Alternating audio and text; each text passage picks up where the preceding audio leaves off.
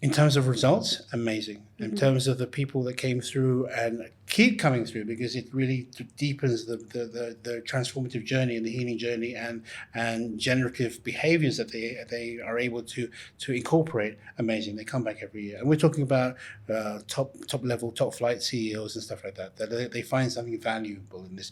This isn't just escapism. This is actually helping to consolidate their skill sets and their ability to function at a higher level. It's like a therapy. Yeah.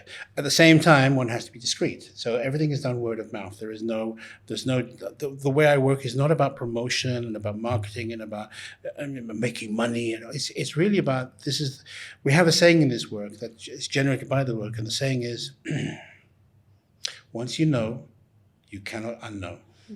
And to know is to serve. Because what are you going to do with this information? What are you going to do with this upgrades?